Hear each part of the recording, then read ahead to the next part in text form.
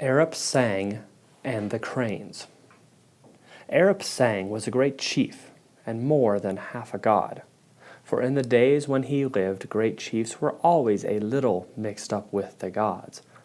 One day he was walking on the plain, admiring the cattle. It was hot. The rains had not yet come. The ground was almost bare of grass and as hard as stone. The thorn trees gave no shade, for they were just made of long spines, and thin twigs and tiny leaves, and the sun went straight through them. It was hot. Only the black ants didn't feel it, and they would be happy in a furnace. Arap Sang was getting old, and the sun beat down on his bald head. He was sensitive about this and didn't like it mentioned, and he thought, I'm feeling things more than I used to. And then he came across a vulture sitting in the crotch of a tree, his wings hanging down and his eyes on the lookout. Vulture, said Arap Sang, I'm hot, and the sun is making my head ache. You have there a fine pair of broad wings. I'd be most grateful if you'd spread them out and let an old man enjoy a patch of shade.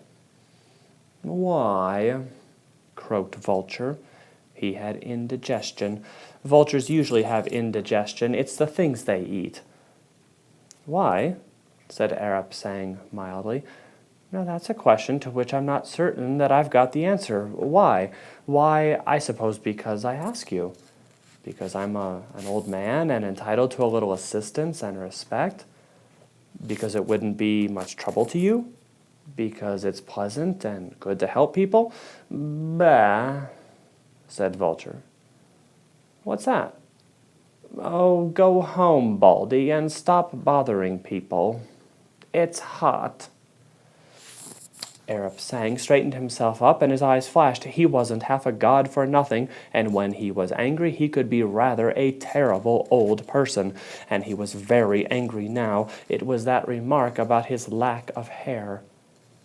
The really terrifying thing was that when he spoke, he didn't shout. He spoke quietly, and the words were clear and cold and hard, and all separate like hailstones. Vulture, he said, you're cruel and you're selfish. I shan't forget what you've said, and you won't either. Now get out. Arap Sang was so impressive that Vulture got up awkwardly and flapped off. Silly old fool, he said uncomfortably.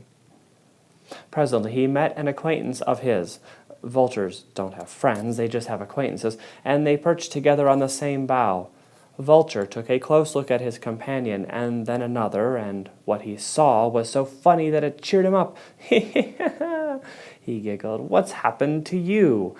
Met with an accident? You're bald. The other vulture looked sour, but at the same time he felt he might be pleased about something. That's good, coming from you, he said. What have you been up to? You haven't got a feather on you above the shoulders. Then they both felt their heads with consternation. It was quite true. They were bald, both of them, and so was every other vulture, the whole family, right down to this very day. Which goes to show that if you can't be ordinarily pleasant to people, at least it's not wise to go insulting great chiefs who are half gods. I said that he was rather a terrible old person.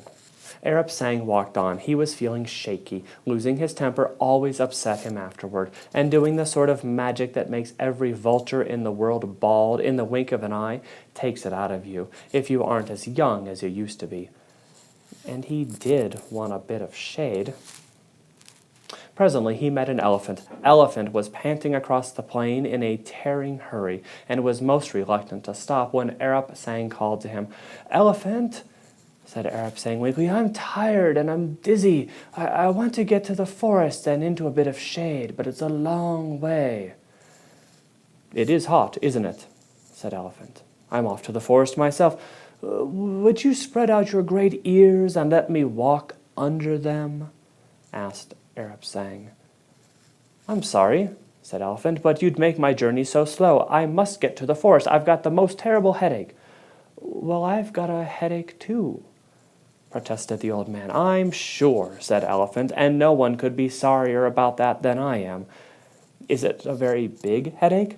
"Shocking big," said Arap Sang. "There now," said Elephant, "consider how big I am compared to you, and what the size of my headache must be." That's elephants all over, always so logical. Arap Sang felt that there was something wrong with this argument, but he couldn't just see where. Also, he had become a little uncomfortable about all those bad vultures, and he didn't want to lose his temper with anyone else. You have to be careful what you do when you're half a god. It's so dreadfully final. "Oh, all right," he muttered. "I knew you would see it that way," said Elephant. "It's just what I was saying about you the other day. You can always rely on Arap Sang," I said, "to behave reasonably. Well, goodbye, and good luck." And he hurried off in the direction of the distant forest and was soon out of sight. Poor Arap Sang was now feeling very ill indeed. He sat on the ground and he thought to himself, "I can't go another step unless I get some shade, and if I don't get some soon, I'm done for." And there he was found by a flock of cranes. They came dancing through the white grass, stamping their long, delicate legs so that the insects flew up in alarm and were at once snapped up in the cranes' beaks. They gathered round Arap Sang sitting on the ground, and he looked so old and distressed that they hopped up and down with embarrassment. First on one leg, and then the other. "Caroing, caroing," they called softly, and this happens to be their name as well.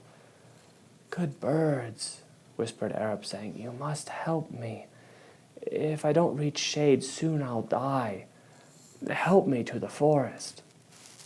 "But of course," said the cranes, and they spread their great handsome black and white wings to shade him and helped him to his feet, and together, slowly, they all crossed the plain into the trees. Then Arap Sang sat in the shade of the fine cotton tree and felt very much better. The birds gathered round him, and he looked at them and thought that he had never seen more beautiful creatures in the whole world. "And kind as well as beautiful," he muttered. "The two don't always go together. I must reward them." "I shan't forget your kindness," he said, "and I'll see that no one else does. Now, I want each one of you to come here." Then the cranes came one after another and bowed before him, and Arap Sang stretched out his kindly old hand and gently touched each beautiful sleek head. And where he did this a golden crown appeared. And after the birds had gravely bowed their thanks, they all flew off to the lake, their new crowns glittering in the evening sun. Arap Sang felt quite recovered. He was very pleased with his gift to the cranes. 2 months later, a crane dragged himself to the door of Arap Sang's house. It was a pitiful sight, thin with hunger, feathers broken and muddy from hiding in the reeds, eyes red with lack of sleep. Arap Sang exclaimed in pity and horror. "Great chief," said the crane, "we beg you to take back your gift. If you don't, there'll soon be not one crane left alive, for we are hunted day and night for the sake of our golden crowns." Arap Sang listened and nodded his head in sorrow. "I'm old and I'm foolish," he said, "and I harm my friends. I had forgotten that men also were greedy and selfish, and that they'll do anything for gold. Let me undo the wrong I have made by giving without thought. I'll make one more magic, but that will be the last." Then he took their golden crowns, and in their place he put a wonderful halo of feathers, which they have until this day. But they still are called crowned cranes.